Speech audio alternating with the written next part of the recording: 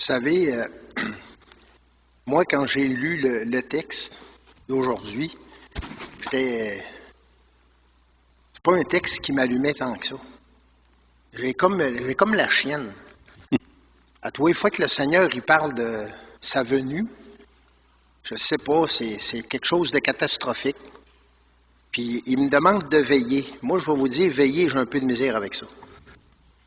Je m'endors, ou ben non, je perds patience, puis là, j'oublie.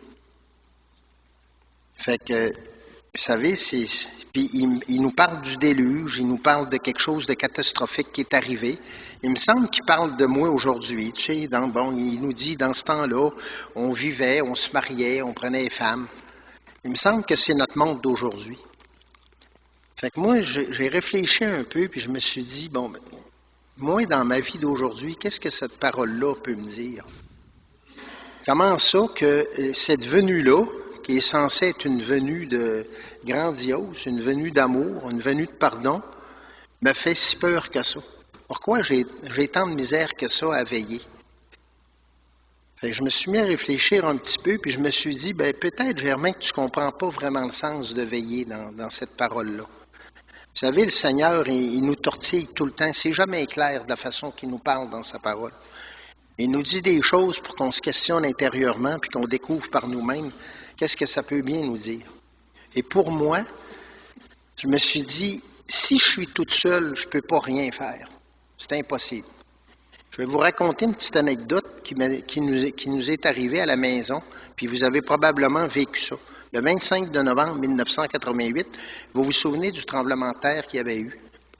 Et moi, je venais d'acquérir Hamilton et Bourassa. Donc, on venait de passer chez le notaire. Mon épouse était à Sacré-Cœur. Et l'épicentre était à Chicoutimi. Donc, c'était très fort à Sacré-Cœur, le tremblement de terre.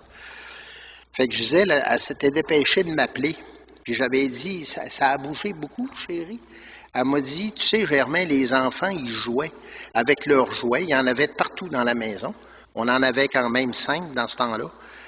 Puis elle m'a dit, quand ça s'est mis à trembler, les enfants se sont tous levés, ils ont laissé leurs jouets, et ils sont venus me trouver, puis ils se sont tous collés dans moi.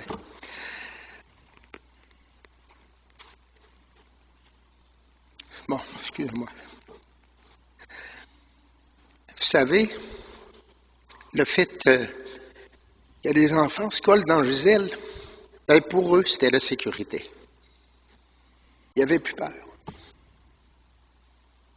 Moi, vers qui je dois me coller pour arrêter d'avoir peur? Je pense que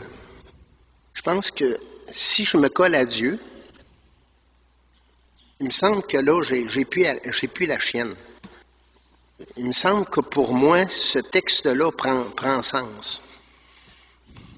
Il s'agit pour moi que, vous savez, je peux pas, moi, je peux pas vivre ma vie toute seule, parce que là, j'ai toutes sortes de craintes, j'ai peur de tout, j'ai peur de la mort, j'ai peur de ci, j'ai peur des tremblements de terre, mais si je suis avec Dieu, de quoi j'ai peur?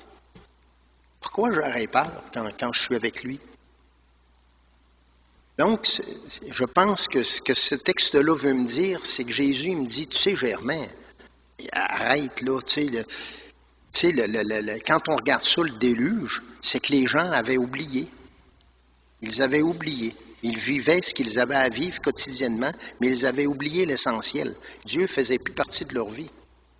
Si Dieu est dans ma vie, pourquoi aurais-je peur? Je vais vous raconter quelque chose de spécial. Ça m'est arrivé jeudi matin. J'étais au magasin, je viens de raccrocher avec un client. Le téléphone ressonne, je décroche. Il me dit, le client, bonjour Germain, est-ce que tu aurais quelques minutes pour moi? Je lui dis, oui, j'ai 5, 10, 15, 20 minutes pour toi, pas de problème. Moi, je ne reconnais pas mon client. Je ne sais pas qui il me parle, mais il ne se nomme pas non plus. Ah, il dit, non, il dit 10 minutes, il dit, je devrais être capable de te dire ce que j'ai à te dire. Il dit, on devrait être capable de régler ça. Fait qu'il me raconte, il me dit, hey Germain, il dit, j'arrive de l'hôpital. Il dit, je suis allé passer des examens. Il dit, je me suis promené entre Québec puis Bécomo. Puis il dit, ils m'ont découvert un cancer généralisé. Il dit, je vais métastase au foie, métastase au poumon. J'ai 2 vertèbres de colonne de cassées. Il dit, je suis complètement fini. Là, je commence à reconnaître la voix un peu. Hein? J'ai dit, tabarouette, c'est tel client, ça. Là, je le reconnais, moi. Mais lui, il est sûr que je l'ai reconnu, ça fait longtemps, il ne se nomme pas. Il dit, fait qu'il dit là, il dit, je vais te dire bien franchement, il dit, je me prépare pour m'en aller à Vallée des Roseaux. Mais j'ai dit, mais t'es donc bien gentil de m'appeler pour me raconter ça ce matin, ça me touche profondément. Il me dit, ben, tu sais, il dit, je voulais pas que mon chum, c'est mon client ce gars-là, là. Il n'y a pas de parenté avec moi. Il dit, je voulais pas que mon chum sache ça dans le journal. Je voulais te l'apprendre moi-même. Fait que j'ai dit, est-ce que je peux faire quelque chose pour toi aujourd'hui? Il me répond du tac au tac. Non, non, Germain. Non. Il dit, n'aie pas peur, là. Il dit, j'ai pas peur. Il dit, j'ai pas peur, puis il dit, je suis bien avec ça. Vous savez, là, quand il me dit ça, là, ça m'a touché. Il dit, je suis préparé. Il dit, j'ai parlé avec mes enfants. Il dit, toute ma paperasse est faite. Il dit, je veux pas que tu aies de la peine. Vous savez, je me suis dit, bon ben, tabarouette, on n'a plus rien à avoir peur quand on est avec le Christ. Voyez-vous, il venait de m'annoncer une bonne nouvelle, une mauvaise nouvelle, et dans cette mauvaise nouvelle-là, vu du côté de Dieu, je lui envoyais une bonne, parce que ce gars-là est en train de se préparer à sa nouvelle vie. Et là, je lui dis, tu sais, j'ai dit, moi, j'ai la foi, je suis allé à la messe il y a 2 semaines, et la parole disait au mauvais larron, Jésus, sur la croix, disait, aujourd'hui même, tu vas être avec moi dans mon paradis.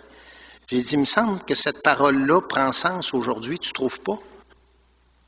Là, j'ai vu qu'il avait comme il a été comme ému un peu dans sa voix, puis il m'a dit, ben oui, mais il dit, je suis prêt, Germain. Ben, j'ai dit, écoute, je vais prier pour que ça soit facile pour toi de passer dans cette nouvelle vie-là. Et quand j'ai raccroché le téléphone, j'avais vraiment quelque chose, vous savez, j'étais vraiment touché profondément. Je me disais, comment ça que ce gars-là m'appelle comme ça? Et puis il m'a dit en finissant, il dit, dis ça à tes enfants. Il dit, je sais que j'allais souvent.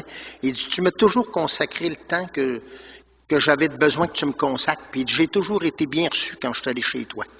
Il dit, je t'ai toujours considéré comme mon chum. Il dit, partage ça à tes enfants, puis il dit à ceux qui me connaissent bien. Je vous le partage aujourd'hui, parce que comme enfant de Dieu, je pense qu'on se connaît tous bien. Mais ce gars-là m'a fait du bien.